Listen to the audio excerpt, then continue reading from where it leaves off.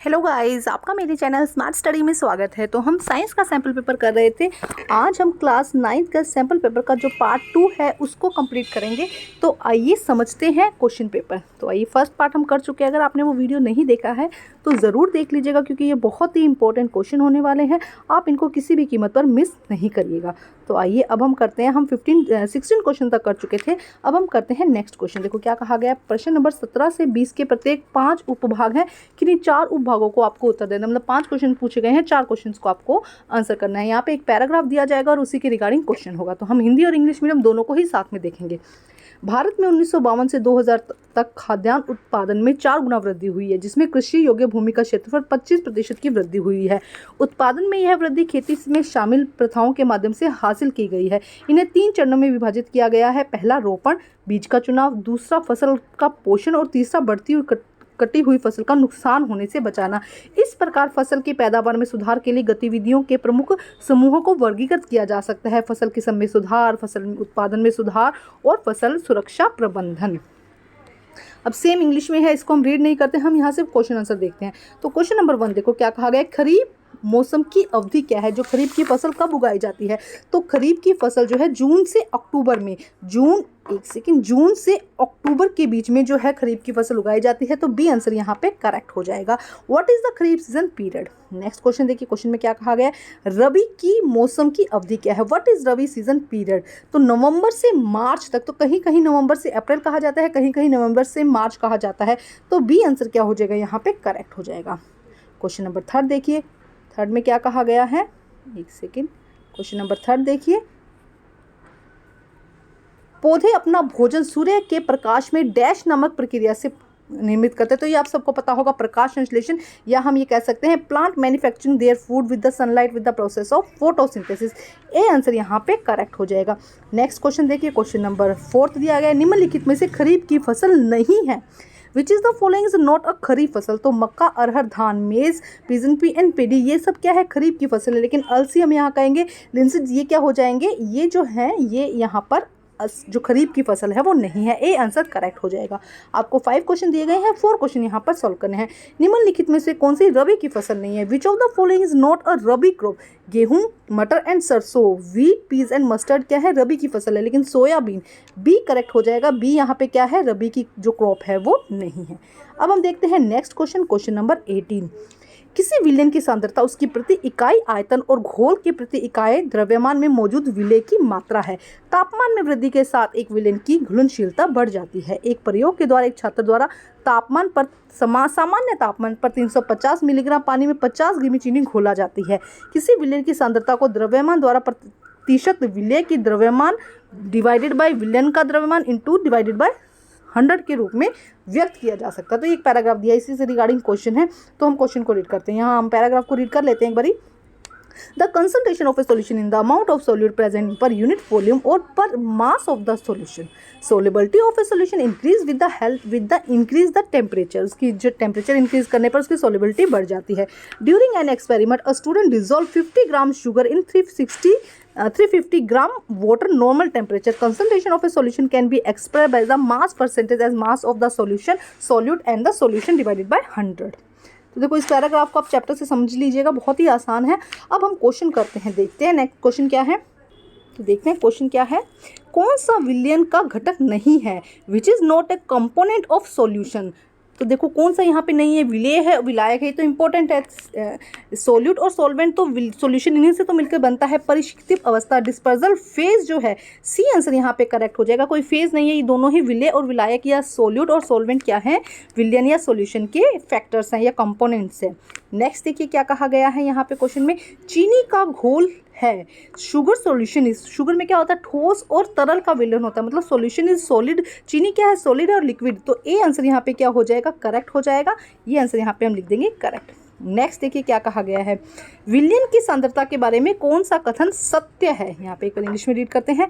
Which statement is true about the concentration of A solution. तो देखो read करते हैं।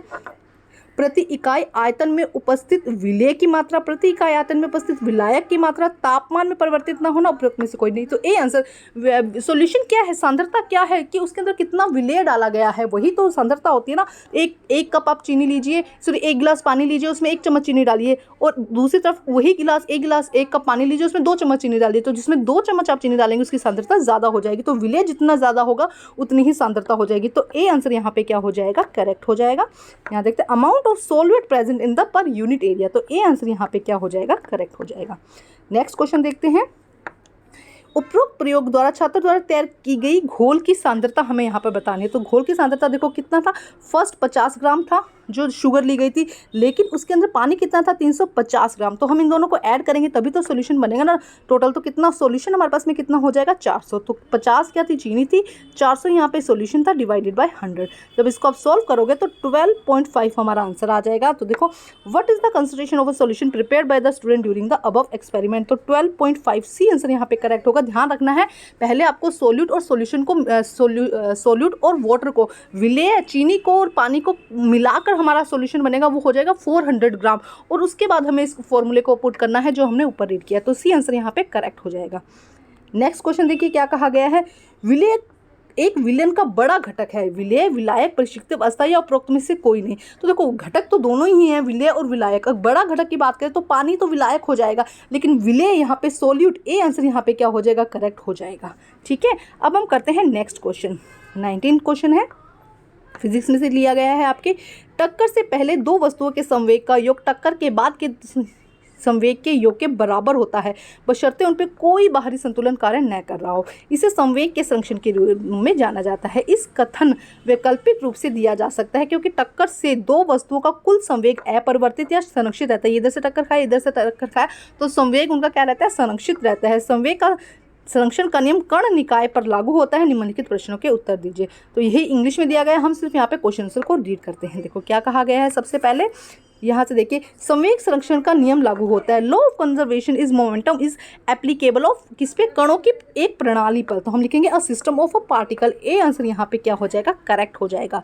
सेकंड क्वेश्चन देखते हैं हम क्या कहा गया है। संवेग संरक्षण के नियम उपयुक्त है बशर्ते law of concentration of momentum hold good provided that. तो यहाँ पे देखिए क्या हो जाएगा, बी आंसर, कणों पर कार्य करने वाला कोई बाहरी बल असंतुलित बल नहीं होना चाहिए। कब तक संतुलित रहेगा, जब तक भी उस पर कोई एक्सटर्नल फोर्स ना लगे। तो बी आंसर यहाँ पे क्या हो जाएगा, करेक्ट हो जाएगा। नेक्स्ट देखिए क्या कहा गया, टक्कर होने पर दो वस्तुओं का कुल संवेग संरक्षित रहता है। बी आंसर यहाँ पे क्या हो जाएगा, करेक्ट हो जाएगा। देखते हैं नेक्स्ट क्या कहा गया, इसको इंग्लिश में देखते हैं। The total momentum of the two object when concentration occur is remain conserve. तो बी आंसर यहाँ पे क्या हो जाएगा, करेक्ट हो जाएगा। नेक्स्ट देखिए, संवेग की एसआई यूनिट क्या है, the SI unit of momentum. तो क्या हो जाएगा इसका, केजी डिवाइडेड बाय एमएस। तो बी आंसर यहाँ पे क्या हो जाएगा, करेक्ट हो जाएगा, केजी डिवाइडेड बाय एमएस। तो बी आंसर यहाँ पे क्या हो जाएगा, करेक्ट हो जाएगा। नेक्स्ट देखिए क्वेश्चन, संवेग और द्रव्यमान का गुणनफल है जो कि माप है। The momentum of the product of mass and velocity is which is the measure by the. तो ये क्वेश्चन थोड़ा सा कंफ्यूज कर रहा है। आप इसका करेक्ट आंसर मैं आपको नेक्स्ट वीडियो में बता दूंगी। अगर आपको इसका करेक्ट आंसर पता है तो कमेंट करके जरूर बताइएगा। अब हम देखते हैं 20th क्वेश्चन। देखो क्या कहा गया, रक्त एक संयोजी ऊतक है जिसमें एक द्रव मैट्रिक्स होता है जिसे प्लाज्मा कहा जाता है, जिसमें आरबीसी डब्ल्यूबीसी प्लेटलेट्स निलंबित है। प्लाज्मा में प्रोटीन, लवण, हार्मोन शामिल है। प्रवाहित रक्त शरीर में विभिन्न भागों में हार्मोन, अपशिष्ट पदार्थ, गैसों तथा पोषक तत्वों का परिवहन करता है। Blood is a connective tissue which has fluid matrix called plasma in which RBC, WBC and platelets are suspended. The plasma contain protein, salt, hormones, blood flow and transport gas, nutrition, nutrient, hormone and waste material to different part of the body. अब इससे related question है जिनको हम solve करते हैं। First question क्या है, कौन सी कोशिकाएं हमें रोग प्रतिरोधक क्षमता देती है, विच सेल प्रोवाइड एज इम्यूनिटी। तो WBC हम यहाँ पे लिखेंगे, बी आंसर। WBC हमें क्या देती है, WBC हमें देती है रोग प्रतिरोधक क्षमता देती है। ठीक है, नेक्स्ट देखिए क्या कहा गया, प्लेटलेट्स मदद करता है। एक सेकेंड, हम यहाँ पे लिखेंगे नेक्स्ट क्वेश्चन क्या है, प्लेटलेट्स मदद करता है। तो प्लेटलेट्स किस में करता है, रक्त का थक्का बनने में, ब्लड क्लोटिंग में हमें क्या करता है, जो प्लेटलेट्स है हमारी मदद करता है। तो ए आंसर यहाँ पे क्या हो जाएगा, करेक्ट हो जाएगा। थर्ड क्वेश्चन देखिए क्या कहा गया है, हमारे शरीर में उत्पन्न होने वाली कार्बन डाइऑक्साइड का परिवहन रक्त की किस कोशिकाओं द्वारा किया जाता है। Carbon dioxide that produce in our body in is transported by which cell of the body, कौन से सेल से, तो हम यहाँ पे लिखेंगे आरबीसी। चाहे हम ऑक्सीजन कहें चाहे हम कार्बन डाइऑक्साइड कहें, तो इसका मैक्सिमम पार्ट किससे ट्रांसपोर्ट होता है, आरबीसी से। तो हम लिख देंगे ए आंसर यहाँ पे क्या हो जाएगा, करेक्ट हो जाएगा आरबीसी। नेक्स्ट क्वेश्चन देखिए क्या कहा गया है, प्रत्येक संयोजी ऊतक में होता है, every connective tissues has matrix, तो देखो होता है, ये कोशिका शिथिल दूरी पर होती है, सेल आर लूजली स्पेस्ड, शरीर में परिवहन का transport substance in body transport, देखो हर कनेक्टिव टिश्यूज क्या है, ट्रांसपोर्ट नहीं करता, सिर्फ ब्लड जो है वो ट्रांसपोर्ट करता है, तो ये आंसर यहाँ पे गलत हो जाएगा। शरीर में पदार्थों का परिवहन, तो यहाँ पे थोड़ी सी कंफ्यूजन है, मैं आपको क्लियर कर देती हूँ, या तो डी आएगा, ए और बी दोनों हो जाएंगे, डी आंसर होगा, या फिर ये हो सकता है कि शायद ए हो, सिर्फ मैट्रिक्स होता है, तो हम इसके लिए हमारी थोड़ी सी कंफ्यूजन है।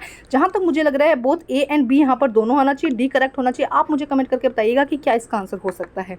नेक्स्ट देखते हैं नेक्स्ट क्वेश्चन, फिफ्थ क्वेश्चन में क्या कहा गया है, हीमोग्लोबिन रक्त के किस घटक में मौजूद है, RBC, WBC, platelets and plasma. Haemoglobin present which component of the blood, ये तो आपको 100% आता होगा, क्या है, आरबीसी। ए आंसर यहाँ पे क्या हो जाएगा, करेक्ट हो जाएगा। Thank you guys.